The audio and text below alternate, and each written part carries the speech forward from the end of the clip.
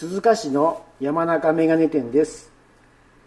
近視の方はこのような跳ね上げメガネに遠近両用レンズを入れて、新聞やパソコンはそのまま見て、スマートフォンや細かい字を見るときは跳ね上げてみるといった使い方も便利です。ぜひ一度ご検討ください。よろしくお願いいたします。